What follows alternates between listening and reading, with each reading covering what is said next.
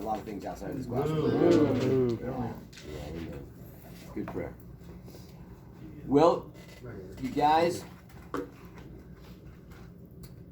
we got lots to do today, and I am stoked to be with you. You're a cool class, man. My 10 a.m. class, man. I'm gonna have to give them extra love because they're handicapped. My 9 a.m. Your wife's in that class. They're a good class. They are. They're a little subdued, but they're cool. 10 a.m. Oh, they're like teaching Death Eaters. Death Eaters. She said she could be more energetic. Yeah. What is my 10 a.m. man, they're like, you know, I told them today, I said, you know, if this was a Harry Potter movie, you'd be like Death Eaters. I'd be like, dying. You know? Just look at them. I don't know, you should look at them. Just look at them. You know, you say something funny. Huh. They didn't just wake up. I think they're in a life sleep or something. Anyways, you guys are fun. Okay, let's look what you got up here. I'm grateful that you put some problems up on the board today. My other two classes did not present any questions, which I was kind of disappointed. You know, I think we need to take some time to do this stuff. So here we have 8y over 5 equals 5x over 5. Solve for y. Goal is to get y alone. I'm struggling with if this is the problem from the book. Brother Rich, I just checked and it's not. It's just 8y equals 5x and solve for y. Okay. And so 8y equals 5x, is that right? 8y equals 5x. Okay, perfect. Okay. Sometimes I can look at something and be like, okay, there's something amiss here, and so there was. So 8y equals 5x. So if the goal is to get y alone, we divide this by 8, and we divide this by 8, and we get y equals 5/8x. That's it. Okay? ax plus by equals c. Solve for y. I want to get y alone. We subtract ax and subtract ax. I now have by, because these are gone, equals c minus ax. I got to divide by b. Divide this side by b. I get y equals c minus ax over b. I would imagine that's the first option in the back of the book. There might have been another option that they gave. It would all be dependent upon, you know, understanding something like, you know, y equals c over b minus ax over b, things like that. Okay. But this is the correct answer. I mean, both these are correct, but this would be the one you'd see. Is that a 40? Yes. Okay, cool. 40 is 2% of what number? Drop down, translate. We got 40 is means equal. 2%, we gotta convert that to 0.02. Of means multiply. What number is x? Who's sharing sides with x? 0.02. What's it doing? Multiplying. We're gonna divide. And what we do to one side, we do to the other. Yeah. Is this 200? What is it? I don't know. It's 100. Is 100? Like, that's what we always do. Like, Sorry. one side of the percentage. Well, what's 40 divided by 0.02? I think it's 200. 2,000. 2,000. I was off a decimal place. 2,000 equals x. Okay? That's the answer there. So 40 is 2% of 2,000. 14 is 30% of what number? Again, drop down, translate. 14 is means equals 30%. 0.30 of means times. What number is the variable? Who's sharing sides with x? 0.3. And it's being multiplied, so we're gonna divide. So we divide by 0.30, divide by 0.30, and then you gotta do 14 divided by 0.30, which, 46.6. what was that? 46.6. 46.6. And then it's 46 over 2/3. 46.6%, or sorry, 46.6 whatever Yeah. equals x, but they said 46 and 2/3 Yeah. in the back book. Okay, so these are those annoying moments where the boss asks for something, you gotta be an adjuster. Yes. So how do you convert it? Can we go over it one more time? Yeah. So going from 46.6 forever and ever and ever to 46 and 2/3. Yeah. I'm going to teach you how to convert that but not mathematically. Memorizingly. Okay, ready for this? If I have 0.25, 0.50, 0.75, what are the fractions that relate to those? Top one, first one, everybody. 1/4. So 1/4, right? Next one? 1/2. 1/2. Next one? 3/4. 3/4, 3/4. right? And this is in essence, because we have, the monetary system, right? 1/4 in our pocket is 1/4 of a dollar, 2/4 is 1/2 of a dollar, 3/4, 0.75, that kind of thing. So the other two you gotta memorize in life are these. Okay? Just memorize it. You got it. I'm just telling you, man. It's super tough to do anything else. I just memorized them. Now, if I'm a decimal and I want to be a fraction, you ready for this? I have to take, this, so I have a whole number, and then I have this, and it's 46 and 6 going on forever and ever and ever and ever, and that's why this becomes tough. It's because that 6, 6, 6, 6, 6, forever and ever and ever, all over, well, I mean, it could be 1, 0, 0, 0. And that's why this becomes really impossible, because it's a repeating decimal. It just becomes more difficult. Your calculator will convert this for you. You can Google it, or you can go to the math lab and ask somebody, hey, if I have 46.66666, how do I get that to read 46 and 2? How do I ask my calculator to make that a fraction? It'll convert it for you. So, okay?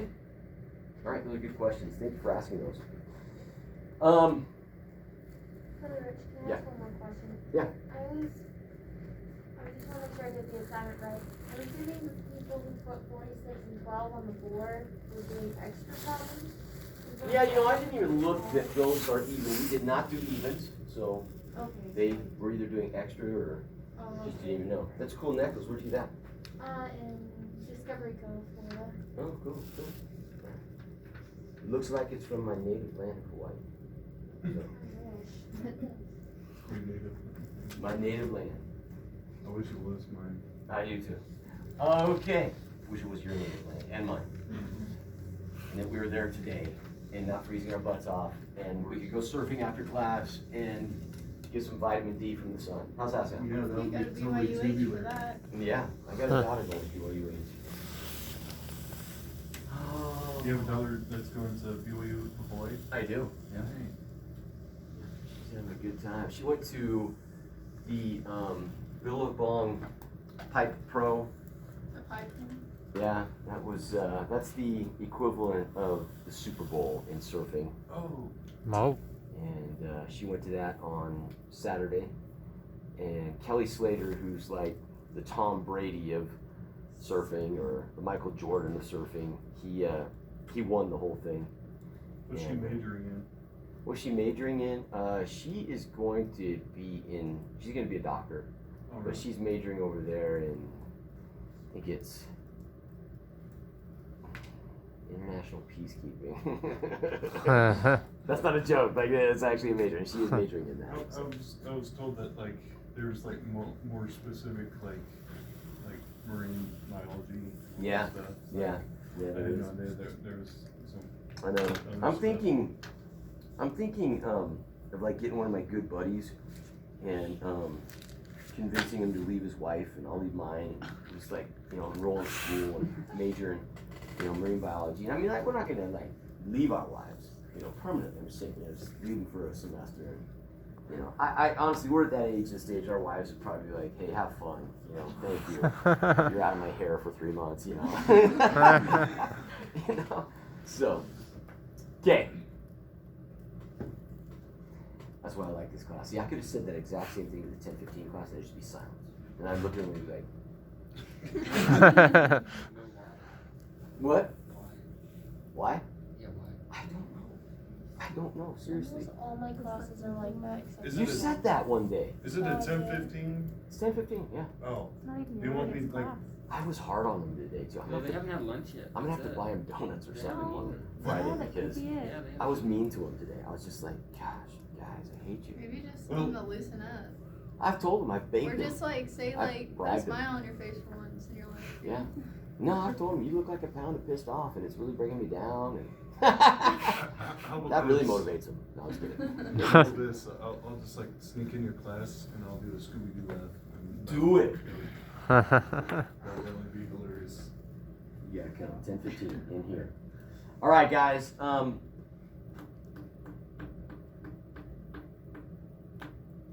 gonna let you pick today. I could give you a story to kind of begin the lecture today.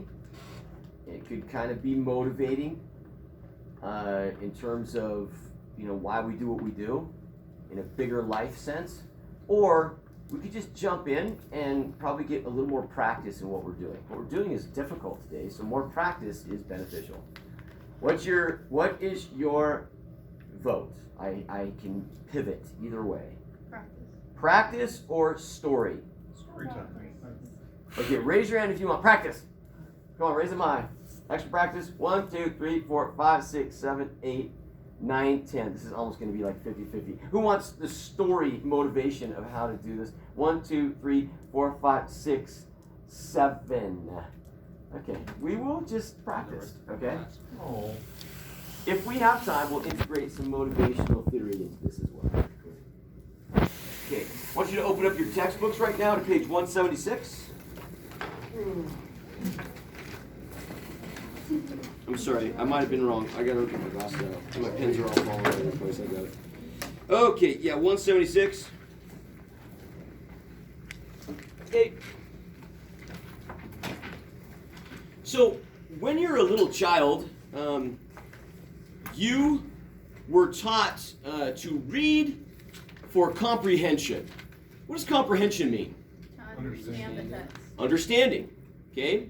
So we can take a 4-year-old child, just 4 years old, and teach him how to read a book with little 3 or 4 word, sentences.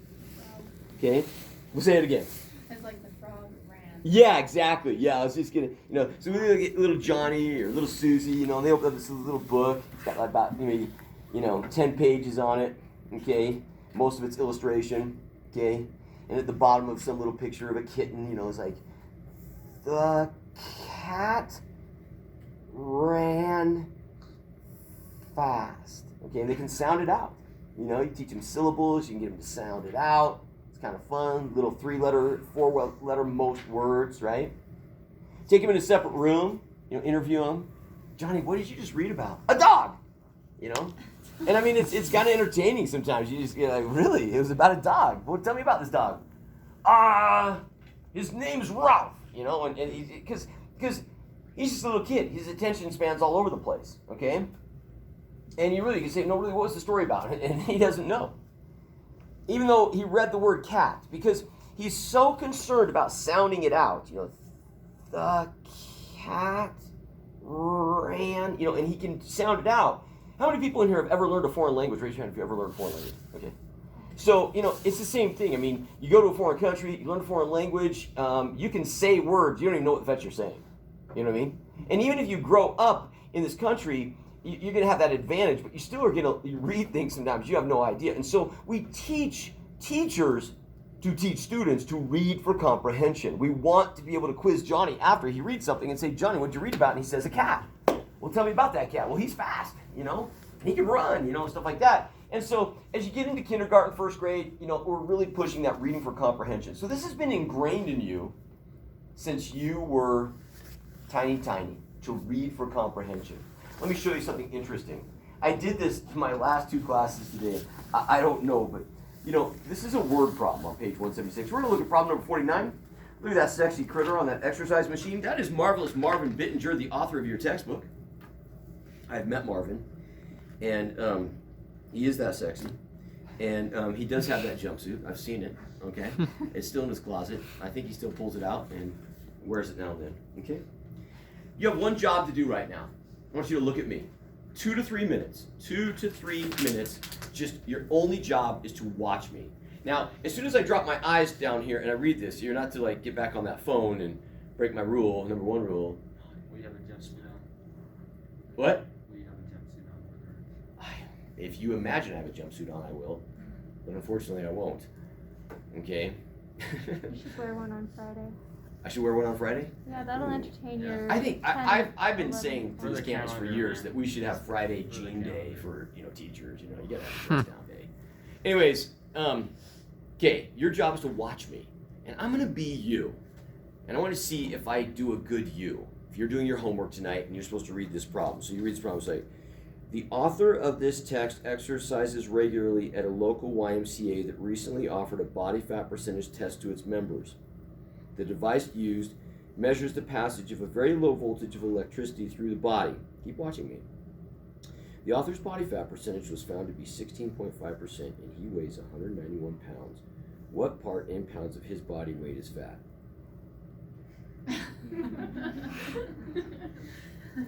The author of this text exercises regularly at a local YMCA that recently offered a body fat percentage test to its members. The device used measures the passage of a very low voltage of electricity through the body. The author's body fat percentage was found to be 16.5% and he weighs 191 pounds. What part in pounds of his body weight is fat? Okay, do you relate? Absolutely. Some of you don't, most of you do. This is like watching Brother Rich read the scriptures in the morning. Okay? How many people have ever read the scriptures and you're kind of tired, your mind wanders, and you'll read a verse and then you go back and read it again because you didn't even register what it was, and then you'll do it again. All of a sudden you're like, oh my gosh, I've read this verse like 3 or 4 times. Like, thank you, Bible. Okay, so here's what's up. Because you've been taught to read for comprehension, okay, you are reading that problem like you would read an English, class problem, okay? And that's not what we do in math. It's not what we do in math. And I'm going to teach you right now that we are not going to read these problems for comprehension. What are we interested in math? Verbs? Nouns? What? Numbers. Numbers. And that's it. So, I have a little thing here that I like to call D, D, P, D stands for data. We have to read the problem one line, we'll say problem here. We have to read the problem one line at a time. Now, when I say one line at a time, I'm serious. You're gonna read one line, and then you're gonna read the next line, and then you're gonna read the next line. But each line, you're going to extract all the numbers. What does extract mean? Get them out. Get them out, pull them out, take them out, okay? And when you do, I want you to label them, okay? And so if we read this problem, again, can I get a volunteer to read this problem one line at a time? Yes. Please read this. Go ahead and read one line at a time. And as you complete each line, I'm going to tell you the value of what you've read. Go ahead. The author of this text exercises regularly at a local. Oh, you're reading more than one line. Oh, one line. Yeah, just Okay. one line at a time. Yeah, not one sentence, one line. Go ahead. A local YMCA. No, read the first line for me. Okay. I got to evaluate this for Okay. you. The author of this text exercises regularly at. Crap. That's the value of everything you've read. It's all crap. Continue. A local YMCA that recently offered a body fat percentage Junk. It's all junk. Continue. test to its members. The device used measures the Garbage. Nothing but garbage. Continue. passage of a very low voltage of electricity through the Vomit. I'm sick of it. Continue. body. The author's body fat percentage was found to be Crap. It was found to be crap. I mean, more crap. I'm sick of all this. Continue. 16.5%. Ding, ding, ding! I got a freaking winner. 16.5%. Thank you. 16.5%. See, I'm not reading for comprehension. I'm reading for numbers. Continue. And he weighs 191 pounds. Ding, ding, ding! I got another winner. 191 pound. I think it's a typo. It should be pound. Continue. What part in pounds of his body weight is fat? There you go. Okay. I got all the numbers out. V. V stands for variable.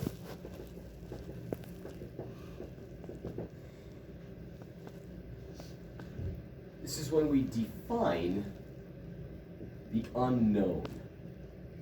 X equals what? Okay? This is often. Tell me, does often mean always? No. No, often means often. Okay? Often is the last sentence, and that sentence is posed as a question. Go ahead and read the last sentence for me, okay? What part in pounds of his body weight is fat? Okay. What part in pounds of his body weight is fat? Spelled P-H-A-T? Sure. if you like. Sure. Yeah. So look at this. V. V stands for variable. X equals pounds of fat. Very sexy thought. Okay. Cool? P. P is what you do every morning. If you don't, you're probably unhealthy. Okay? P stands for plan. You know what the most important thing you can do every morning? Every morning. You know what it is? Brush your teeth. I'm sure your wife appreciates that. It's a good thing to do. I don't think it's the most important thing to do. The most important thing you can do every morning. Wake up. That's probably good. If you don't wake up, then there's no tomorrow. Plan your day. Get dressed. Get dressed. Yeah, nudity is probably not appreciated on campus. Continue. Yeah.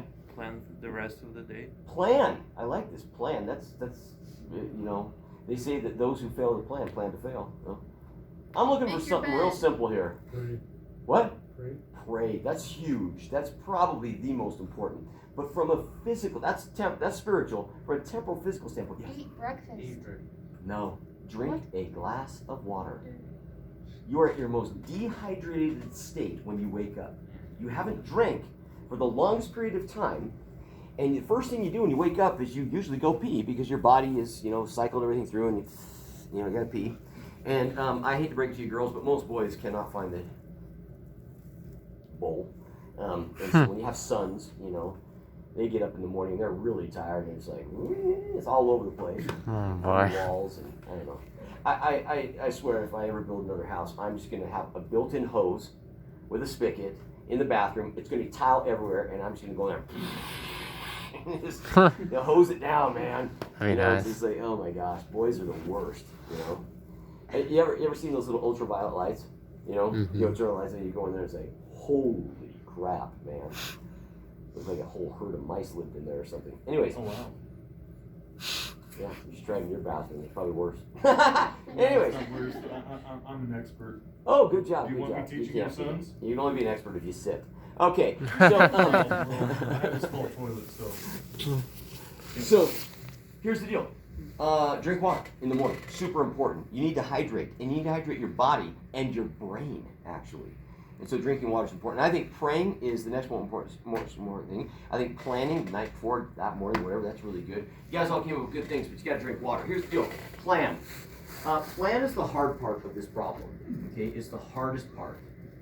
And this is when you have to do something that people don't like to do. It's called think. And the whole motivational story we're going to start with is the power of thinking and why thinking is so important and how we remove it from a lot of things we do in society and have all through history. And it's actually one of our spiritual obligations. We are to think about our choices and go from there. We're not supposed to just make a list of to-dos and blindly go about them. The Sadducees and Pharisees, they crucified our Savior. Okay, and they were a to-do list kind of people. Now, they were motivated by not just the list, but by the fact that their power and their money and their prestige and their position in society all, revolved around, this structure of the to-do list, their obedience to all these micro commandments and stuff like that. And so, if somebody came and told them that was different, as the Savior did, it destroyed the hierarchy of, their social dynamic and, their political system and their religious, respect and all that. So that really messed with them. But the bottom line is that you have to think. Now, does God leave you alone in your thinking? Does God leave you alone in your thinking in your life? All Sometimes. the time. No, I'm just playing. Really? Yeah. You have no tools that He provides you to help you with your thinking. What tools does He provide you to help you with your thinking? Holy Ghost. Holy Ghost, that's the number one. Probably that's awesome. Holy Ghost. What's another one? Education. Education. Yep.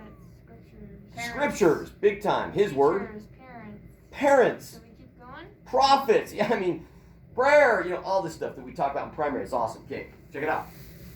I'm not going to leave you alone to thinking in this class. How many word problems do you think exist in all the world right now? Mathematical word problems. How many? Too many. One. One? Well, there's a lot more than one. You got a lot. You got more in front of your face right now than one. They're all basically the same. What was that? They're all basically the same. They have I the like same where you're stuff. going with this, and I'm going to head down that same road, so I like your thinking style here. Yes. So listen, there are actually the potential to have infinite word problems. You can come up with a story and throw a little math in it, and you've got a word problem, right? And so in all the time, I mean, we can create an infinite number of word problems. And in existence, there's millions and millions of mathematical word problems that have been written and are in existence. But in all the word problems that exist, there's only about 8 kinds, 8 types. So one was closer. And I'm going to teach you in this class, beginning algebra, I'm going to teach you 6 types of word problems. And the first one we're going to learn is called the percent type. Percent. Now, the first thing we do is I'm going to be giving you 6 boxes. And you're going to have to memorize everything in these boxes. How do we identify? So if there's only 6 kinds of word problems, how do we identify one versus the other versus another? You raising your hand? Yeah. Yeah, go for it. So either by the percent sign or them asking for the percent of something. I love it. You're so on top of this. So yes, an identifier, if it's a percent problem, it's either got the percent sign or the word percent. And that constitutes it being a percent problem. And it's the easiest of all the problems to identify. That's why we do it first. Okay? And we're going to learn 6 types. And in that upper right-hand corner, we're going to put the identifier for each type. So when you're taking a test, you're like, okay, this is a percent problem. Okay, this is a geometry problem. Okay, this is a consecutive integer problem. Like, what are all these? And we're going to talk about those over the next couple days. Today we're focused on the percent problem. Then I'm going to give you something. It's called the given, and you have to memorize it. And it's usually in the form of a formula. And in this instance, for this type of problem, it's going to be the plan. And plans are, they are formulas. And so we're going to put S here, S here. And so in this type of problem, we have what we call the standard percent problem, and we have the work backward percent problem. And there's a different formula for each one. So we're going to have to think, really think about which one do I have to use. I'll tell you a quick story. Okay. Many years ago, my father-in-law was good friends with the bishop in his ward, who was also the dentist. They lived in a small town in Idaho. And small towns in Idaho, church is next door to my father-in-law's house. The dentist is 2 blocks away. Everybody who's in his ward, is within a 3-block radius. If you're not from Utah or Idaho, this is a foreign concept to you. But for those of us from Idaho and Utah or lived here, it's like, well, that makes sense. Okay? These men were getting older, in their 70s. They'd go walking in the morning. My father-in-law, his wife had cancer. The dentist, he had a lot of challenges in his life. They go walk, talk, group therapy. The old dentist, who was the bishop, he would tell a story to my father-in-law. Tell it often. And he'd tell the following story. Please pay attention to this. It's worth your time. Hey, Gary, there's my father-in-law. Have I ever told you the story? You know how old people tell stories over and over again? Yeah? Okay, so he's told this story a million times, and Gary's like, yeah, sure, tell me about it, even though he'd heard it 100 times. Ever tell you a story about my son? Sometimes emotions would be drawn out from the dentist. Gary'd say, no, tell me about your son. He'd say, well, when he's a young man, a teenager, he got mixed up in a lot of junk. He's doing drugs, alcohol, committing some crime, and, just getting in trouble. And, eventually, as he hit 18, he just packed his bags and left. Didn't tell us where he was going, didn't hear from him ever, just disappeared for 2-3 years. One Sunday morning, he walked into the house early on Sunday morning, and we hadn't seen him in years. We're ecstatic, excited to see him, but also kind of confused, like where he'd been, what's going on. He's like, I was a bishop at the time, and, I had all my bishop duties that morning. And so we sat down, we're talking, and I kept looking at my watch because I was supposed to be at some meetings. And it was before the advent of cell phones and texting and quick messaging. And so he's thinking, trying to think, how do I reconcile this? I've got to be over at the church right now. So he asks us, and he says, hey, James, his name's James, he says, James, would you like to go to church with us today? And James stood up out of his seat, and he looked at his dad, and he said, you always put this bleep church before me. You can fill in the bleep. Grabbed his bags, walked out the door, slammed it, never came back. Then my father-in-law tells me this story, and he's told me this about 50 times, you know, because he's an old man, he always tells the same stories. And he says, you know, Rich, that boy never did come back. He says, old Doc Miller died a couple years ago, and I went to his funeral, and his son didn't even come to his funeral. Pretty sad story. Before that dentist, before that man was a bishop, he was that boy's father. And after he's a bishop, he will yet be that boy's father. And on that day, he made a mistake. He made a mistake. He should have stayed home with his son, because that is first and foremost. And you know, sometimes in life, we get in patterns of doing things, and they're the traditional things that we do all the time. And we have a to-do list, you know? Get rid of fractions, distribute parentheses, combine like terms. Get all your x's to one side, addition principle, multiplication principle. Get rid of fractions, distribute parentheses, combine like terms. Get rid of x's to one side, addition principle, multiplication principle. And you keep doing this. How many people listen to music when they do their math homework? Raise your hand if you listen to music when you do your math homework, okay? A lot of times, math and music go together because it's rhythmic, and you don't have to think as hard, okay? English. I can't write an English paper and listen to music. I can't. You know, I gotta think, I gotta read, and I'm back and forth. But math, if it's something where I gotta go boom, boom, boom, boom, boom, boom, boom, I don't have to think as hard. On that morning, that man didn't think. He was stuck in his rut of what he always does, his step-by-step process. I get up, I shave, I shower, I put on my white shirt, I put on my tie, I put on some cologne, I put on my suit, I walk out the door, I walk across the street, I go to bishopric meeting, I go to ward council, I go to PEC, I go to sacrament, I do interviews afterwards, you know, rinse, recycle, repeat. Okay? And it's been years since he's seen his son. His son walks in, he's excited to see him, but he just doesn't know. I gotta stick with my cycle. He obviously regretted it because he brought it up all the time. He's not going to be held accountable for that in the next life. You know? How many people have made a mistake that was unintentional? We all have. And the Lord has promised us that he's made up for those unintentional errors. You know, in fact, I think the greater sin might be upon the son and his harsh judgment of his father and not reconciling with him. But they both will have an opportunity to work things out and make their choices about that. But the bottom line is he made a mistake that day, and he had a greater responsibility. Adam and Eve, they had to think from day one. Do we partake of the fruit and perpetuate because we've been commanded to multiply and replenish the earth? Or do we not partake of the fruit because God commanded us, don't partake of the fruit of the tree of knowledge of good and evil? What do? Who led the way in thinking? Who? Satan. Eve. Yeah.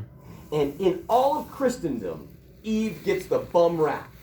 She was the one who sinned first and then got Adam to partake. She was the one who understood her eternal responsibility to think. And you know what, boys? I'll tell you this, and it's powerful. Men and women, we are different for a reason. The world will tell you that the sexes are all the same and all that crap out there. Men and women are different, and they're different for a reason. And one of the strengths of women is they tend, notice the word tend, they tend to be more in tune with their thoughts and their feelings. And men tend to be more task-oriented, the checklist. Check it off, get the tasks done. And each has its strength. But you will find in your lives that women will get you to pull your mind away from the task list and think about a higher cause. And that's one of their gifts. And it started right at the beginning with Adam and Eve. What's that? That's what? So that's very true. It is. Facts. It just is. Okay? Now, think about this. In this class right now, I've been teaching you 3-step processes and 4-step processes. Well, I wish I could give you a magical 4-step process to do all word problems, but unfortunately, I can't. you're gonna have to think through these. But what I can give you is some of this stuff. So here we go. P, the hardest part, plan. Okay? The standard plan is a formula, and it says we have some total number times 8% equals a part number. So we're gonna come over here. We extracted our numbers, we figured out our variable, and now the plan, the hardest part, Brother Rich has given us this, we have it memorized, we write it up here, total number times the percent equals a part number. All eyes up here, watch this, help me. How many entities exist in this formula? How many? Three. How many entities exist in these things, data and variable combined? 3. 1, 2, 3. Well, that's not a coincidence. These three things fit into these three things. You got to think about which one goes where. And that's E. E stands for equation. And the equation is when you plug your data and your variable into your plan. Plug the D and V into the P, and you create an equation. And now that equation can be solved using the three-step process to solving. Get rid of fractions, distribute parentheses, combine like terms, addition principle, multiplication principle. Okay? So, everybody help me right now. In this problem up here of these three entities, which one goes here? Which one goes here? 191. 191 times percent. Do we work with percents or do we convert them to decimals? Decimals. We just learned this last time. We got to convert them to decimals to do the math. And so this becomes 0. What? 165. 165 equals, what's the part number? Pounds per fat. Which is? X. Finish it. Do it. Go. Calculator it up.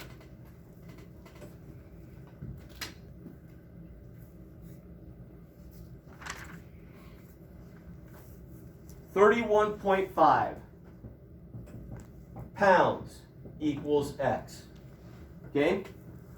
So Marvin in his jumpsuit, he's carrying around 31.5 pounds fat with him. We cool with that? He's not. He's trying to exercise it off. Is it good to get rid of all your fat? No. Nope, it's unhealthy. You gotta have fat. Fat's important. Okay? You'll see people, they'll be right on the edge of death that exercise to the point where, like, you see these wrestlers, they're trying to cut weight, or boxers, they're trying to cut weight, and these high intensity athletes, and they're looking for that lean body mass before a bodybuilding show or something like that, and they're just trying to get lean, and they're literally they're taxing all of their internal organs because they don't have enough fat to feed their body. It's kind of crazy. And your brain is actually one of the things that needs that fat the most. So, interesting stuff. Okay. You guys good? I want you right now to open up your textbooks. If you don't have them already open to 179. We're going to be using our textbooks the next couple days in class. You either bring it or you got to pull up Canvas and see the printout, the whatever PDFs that I include in every assignment. I want you right now on your own, I want you to do number 43 and number 45. 43 and 45. I'm going to give you all of 4 minutes to do those two problems. And you're going to, listen to me, right now on your paper, you think about this. Tonight's assignment is to do 35 to 49 odd. We did one, that's only 9 problems. We did one, we're going to do 2 more, so that's going to leave 6 problems to do in this assignment. And then I have another assignment with 6 problems. We're only going to do, when all's said and done, 12 problems of homework. Those 12 problems will take you more time than last night's assignment, okay, because they're word problems. So right now, do 43 and 45, and even if you know how to do it, I want you to extract the data, define the variable, write an equation, plug them in, solve it. Go.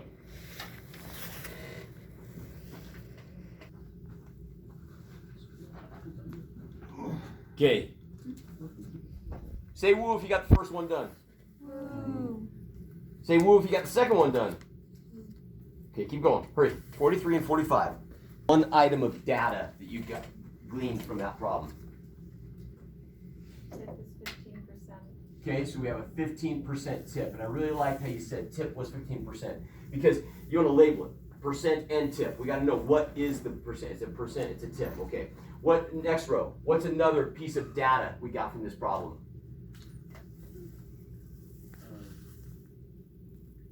The meal was $25. Love it, okay? So it's a $25 meal. Very good, okay? And then next row, you three ladies right here. What was the question at the end? And how do we present it as a variable? X equals what? For A, X equals the price of the tip. Very good. Okay, we'll just stick with A for now. So X equals basically the cost of the tip. Okay, so the actual dollar amount of the tip, because we know the percent amount. Okay, all eyes up here. Okay, you're on your own. Yeah, You it's all good. yeah, man. Okay, so what's my total number out of these three things? Which number goes here? The 25, right? Beautiful. Okay, so we got $25 is the cost of the meal times. Okay, obviously this one's pretty good. You guys, what's my percent? 0.15. I love it. 0.15. That's a great. I love you got that because we got to convert that to a decimal and it equals. Okay, this row right here. What's my part number? Equals X. That's right. It's the one we don't know. It's the tip. Think about this for a minute. We have a meal times a percent, equals the tip. And it's the cost of the meal times the percent. And it's the tip percent equals the tip. Okay, go ahead. 25 times 0.15. It ends up being $3 and something. What does it end up being? 75 cents. Huh? $3.75. $3.75 equals X. Beautiful. Okay. All right. And then they ask us in part B, what was the total cost of the meal? Okay. What do? Well, you're going to have the cost of the meal plus the tip equals the total cost, right? So what's the cost of the meal? Everybody help me? 25. 25. What's the cost of the tip? 375. 375. And then the total cost is? 28. Yes, 28.75. 75. Now, your graders, including Alex, sent out a message to you guys saying, hey, we're getting into homework right now where the answers have to be labeled. If you don't label your answer, like 28.75. 28.75 what? Meters? Dollars? Days? You gotta label stuff. All right, number 45. Okay, starting this row right here. Data, help me. Okay, so we got another tip, 15% tip. Quickly, what's the next data? $4.32 meal. $4.32 meal or tip? You gotta label it right, because it'll make a difference. Tip. It's the tip. Okay? So the meal right now, so what's the question in this one? What is? What's the cost of the meal? So look up here. X equals the cost of the meal. Okay, so now we gotta think here. Think. Okay? We can't just blindly put the biggest number in here. What's the total number? X. It's X this time. Times what's the percent? Hurry. 0.15. 0.15. And what's my part number? 4.2. Yeah, it's 4.32 because the cost of the meal times the tip percent equals the tip. Okay, who's sharing size with X? 0.15. 0.15. And it's being multiplied, so I'm going to divide due to both sides. And X equals, go ahead, 4.32 divided by 0.15. What do you get? 28.80. 28.80. And so we put a dollar sign by that. So the cost of the meal was 28.80. Okay? And I got to ask you guys in a thinking way, is 28.80 the cost of the meal with the tip? No. It's just the cost of the meal. So the entire cost would be 28.80 plus 432. Okay? You guys cool? Okay. Gotta play a little game here. Take pictures of anything you want on this board. We're gonna finish this box right here in a minute. But we gotta pick on Adrian first. Ready, Adrian? Okay. What special day's coming up on Monday next week? Valentine's Day. Okay? And Adrian is gonna take out his lady love. Okay? So we're gonna make a word problem from Adrian in his love life. Adrian takes out. You got a girl you think's fine? Your ex-wife? Oh man, is she related to my ex-wife? Okay. All right. The finest woman you know that you want to take out right now. What's her name? Yeah. What's her name? Abigail. All right. We cool with this? You and Abigail. We got Adrian and Abigail. Look at that. The A's going on here. Adrian takes out Abigail. To dinner. On Valentine's Day. And he spends $85. Okay? That's a lot of money. Sounds like a good meal. You're treating her right. You know what I'm saying? Can you bring your kids? Not on this one. Just the two of you. More money. I don't have time for that word problem. Okay, we cool? All right. Adrian takes out Abigail to dinner on Valentine's Day, and he spends $85, which includes a 20% tip. Everybody help me. Everybody aware right now. Don't be writing, don't be doing anything, or you're going to be confused on the second assignment time, because there's 2 assignments, okay? What's my data? Quickly. What's my data? $85 and 20%. Okay, $85. What does $85 represent? For a meal. Everything. Okay, it's everything. I like that. I like how you said everything. So total cost, okay? And then what's another number? 20%. Okay, I got a 20% tip, all right? Now, at the bottom here, what was the cost of the meal before what? Tip. Tip. Okay. And so my variable is going to be x equals meal cost pre-tip. Okay? And so it is. Brother Rich has taught me this formula, and I write it down here. Total number times percent equals part number. And the prodigal son has come home. And you're not thinking, because every Sunday you go to church, and every time you do a problem, you use this. And so you put that up there. Now I want you to think with me right now. I want you to think with me. And that's what that man wishes he would have done on that Sunday morning. That's why he told that story 100,000 times to my father-in-law, because he cried when he told the story. He regretted it. He wanted any time he could get with that son. He wished he hadn't gone to church that day and been with his boy. That's profound. And this is not profound. This is fetching math. Okay? But it drives home the idea that we must think. And we haven't been thinking really hard in math. We are just doing these processes Brother Rich teaches us. But right now you're going to have to think, what process do I use? Look up here. What's the total number? What's the total number? 85. You say it's 85. And you're going to multiply it by a percent. What's the percent? 0.2. 0.20. But let's think for a minute. Doesn't 85 already represent a 20% increase? Yep. Think. Does it or not? Yeah. It's the total cost, including the tip. So what the fetch are we going to multiply it by 20% again for? Go ahead. Wouldn't you change the P to total number equals percent times part number? We can't use this formula. Nope. That's what you're saying. You got to have another formula. But I wanted you to first understand how ridiculous it was if you got a number that's been raised 20%, and you're trying to find the original cost before it was raised 20%. Why are you going to raise it another 20%? Think, right? That formula cannot work. So we have a new formula. It's called original, not crispy, amount plus or minus a change. Are you a KFC fan? Equals the new total. Now see that change right there? That change? I'll tell you a little something special here. That change is always a percent times the original not crispy amount.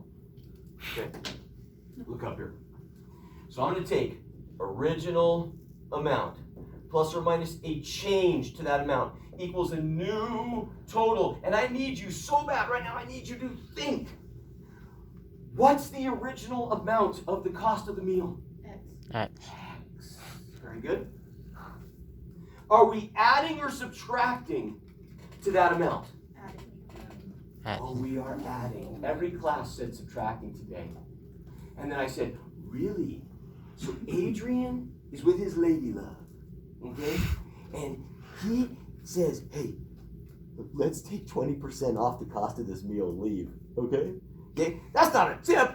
He's stealing, okay? That's not impressive, right? And so we got to add. We got to add because we're adding a tip. Because listen, this applies to every kind of problem. But in this specific problem, we're saying meal plus tip equals grand total. Understood? It's what we did at the end of that problem on the far left board, part B. So we add the change the tip. And so now, remember I said the tip is always a percent of the original amount. So what do we write here for our change? 0.2x. 0.20. And is that all we write? No. So now Adrian says, hey, I got a good idea. Abigail, let's just give a 20-cent tip. Okay? Think. If all he's doing is adding 0.20, he's only adding 20 cents to the cost of the meal. Okay? I mean, that's just an insult, right? So it's 0.20 times X. You got to take 20%. You always take a percent of something. You got to take the percent of the cost of the meal. Now, I got a profound question for you, and we're going to discuss this even more next time. And I want you to think about this. Did Adrian pay 100% of the cost of this meal? Yes or no? Yes. No! No. You think of 100% as everything. No. 100% is just the cost of the food. Less would be a discount. More would be in addition to the cost of the meal. Did he pay 100% of the cost of the meal? Yes or no? What percent did he pay? 120%. Convert 120% to a decimal. 1.2. 1.2. Draw your eyes over here. This equals the new total. What's the new total? 85. 85. Do I have like terms right here? Yep. What's 1x plus 0.20x? 1.2. 1.2x. 120% of the cost of the meal converted to a decimal equals 85. Who's sharing sides with x? 1.2. What's it doing? So you're gonna? So you divide this by 1.2 and this by 1.2. Go ahead and do that on your calculator real quick. 70.8. 70 what? 70.83 with the. Sure. $70.83 was the cost of the meal. Okay? Look up here. Tonight in your homework. This is section 2.5 and this is section 2.6. You've done 3 problems today in class. You have 6 left to do. You got 6 problems, or maybe it's only 5 problems to do in 2.6.